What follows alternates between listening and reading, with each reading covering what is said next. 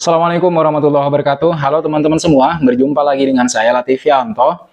Masih di channel dan di pembahasan yang sama, yaitu soal perkembangan terbaru dari timnas kita, timnas Indonesia.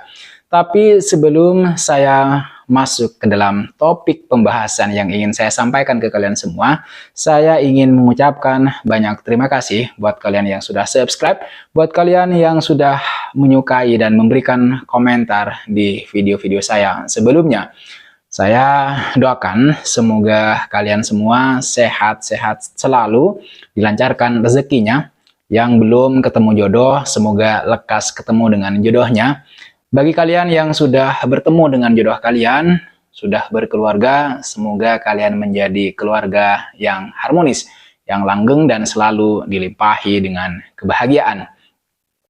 Yang terpenting teman-teman, apapun kondisinya dan situasi yang melanda kalian, kalian tetap harus memberikan dukungan kepada timnas kita, timnas Indonesia, dan menjadi saksi hidup dari perjalanan timnas Indonesia ke Piala Dunia, terutama Piala Dunia 2026. Teman-teman, dikutip dari jawapos.com, pemain keturunan Indonesia yang bermain untuk klub Fenerbahce, yaitu Jayden Oosterwolde, ternyata sudah mendapatkan tawaran untuk membela timnas kita, timnas Indonesia dari PSSI. Hanya saja pemain berusia 23 tahun tersebut masih belum memberikan jawaban karena masih akan menunggu pemanggilan dari timnas Belanda, arahan Ronald Koeman. Pengakuan tersebut diungkapkan oleh Jayden Oosterwolde baru ini dalam wawancara yang dia lakukan bersama salah satu media asing ternama, yaitu ESPN Belanda.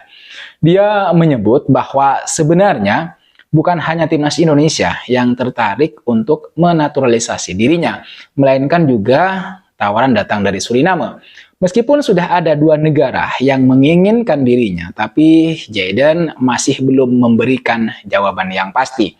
Apakah dia akan memilih Indonesia atau Suriname? Yang jelas, seperti pengakuannya, dia tengah menunggu panggilan dari timnas Belanda untuk saat ini. Latar belakang Jayden memang cukup unik, teman-teman. Kalau teman-teman tahu, bahwa selain dia memiliki darah Belanda, dia juga memiliki garis keturunan dari Indonesia dan kemudian Suriname, sehingga dia eligible untuk kemudian memperkuat baik itu Belanda, Indonesia maupun Suriname. Dan seperti yang saya bilang tadi teman-teman, untuk kedua negara selain Belanda, dia masih belum tergoda. Tapi di sisi yang lain, dia juga tidak mau menolak tawaran besar yang datang, baik itu dari Indonesia maupun dari Suriname. Yang artinya, dia terbuka untuk kemudian membela Indonesia maupun Suriname. Kalau teman-teman tahu, Jayden Oosterwolde dikenal sebagai salah satu bek kiri muda berbakat asal Belanda. Jebolan Akademi FC Twente tersebut kini memang bergabung dengan klub asal Turki, yaitu Fenerbahce, yang kini dilatih oleh pelatih kenamaan, yaitu Jose Mourinho. Akan tetapi teman-teman, meskipun dia sedang menunggu panggilan dari timnas Belanda asuhan Ronald Koeman, tapi sampai sejauh ini dia juga belum dilirik oleh Ronald Koeman. Walaupun begitu teman-teman, Jayden menolak untuk menyerah. Dia mengaku masih terus menunggu panggilan dari timnas Belanda. Peluang dan persaingan Jayden untuk kemudian bisa dipanggil oleh timnas Belanda sebenarnya cukup sulit teman-teman. Karena dia harus bersaing dengan misalnya Jorel Hato dari Ajax, hingga kemudian Joren Timber, pemain serba bisa milik Arsenal. Tapi kalau menimbang secara usia Jayden ini ya masih 23 tahun. Dan sebenarnya membuat peluangnya untuk kemudian bisa membela timnas Belanda itu masih belum tertutup sepenuhnya. Apalagi memang mantan pemain Parma tersebut juga sedang menjalani musim yang fantastis bersama klubnya, yaitu Fenerbahce.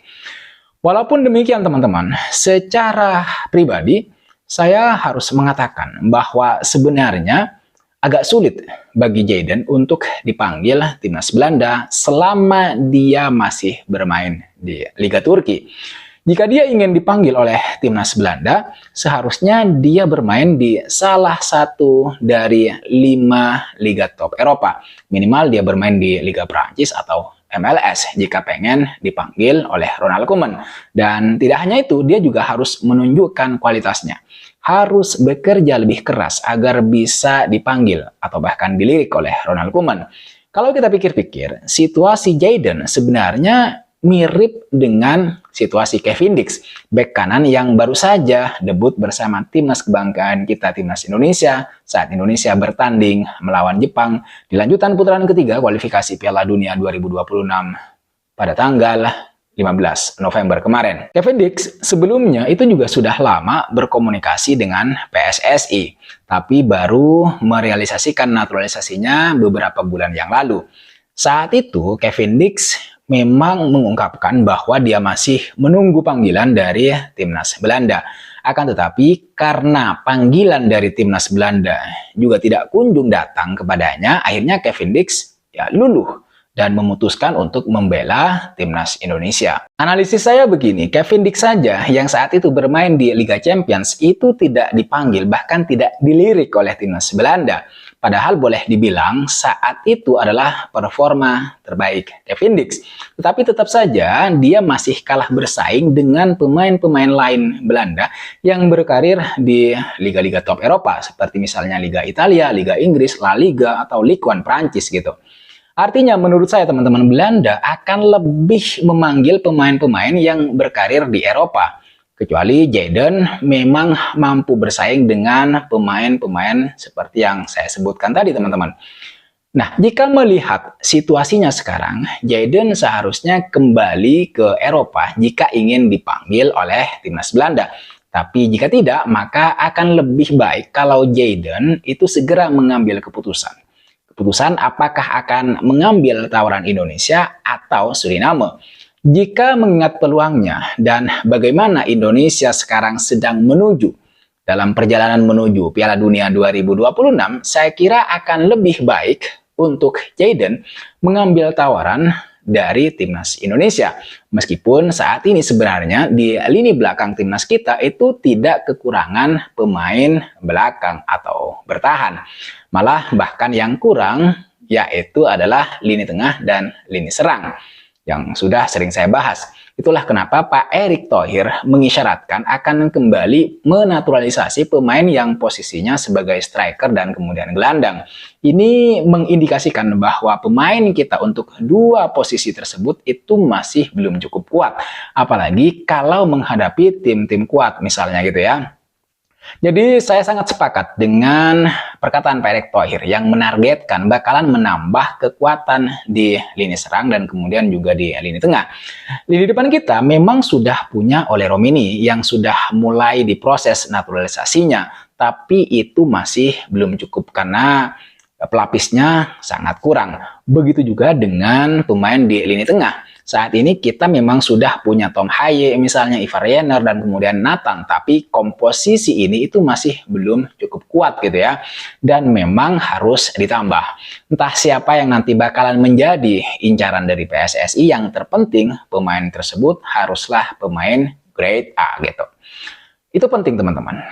Karena di lanjutan putaran ketiga kualifikasi Piala Dunia, kita masih harus menghadapi misalnya Australia, kemudian Cina, Bahrain, dan kemudian Jepang, di mana Indonesia harus bisa meraih setidaknya 3 kemenangan jika ingin lolos langsung ke putaran final Piala Dunia 2026.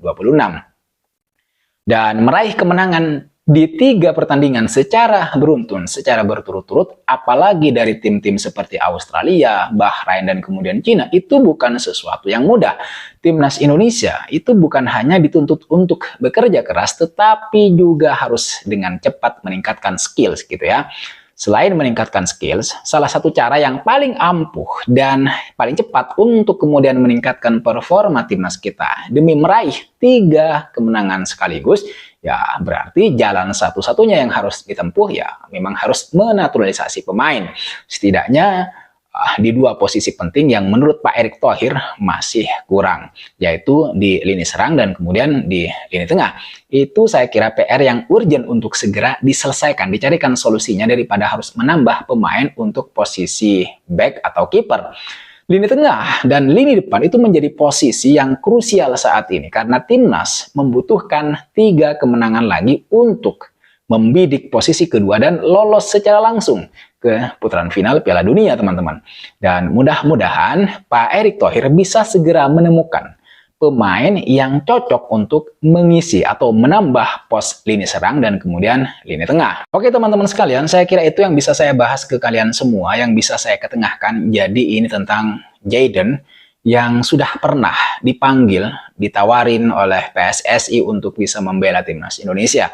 Tapi saat itu Jayden belum memberikan jawaban yang jelas. Artinya dia cukup terbuka untuk bisa membela timnas Indonesia. Tapi di sisi yang lain dia juga mendapat tawaran dari Suriname. Tapi yang paling penting Indonesia juga harus bersaing dengan timnas Belanda jika di kemudian hari timnas Belanda tertarik untuk melirik Jayden dan dipanggil ke timnas Belanda.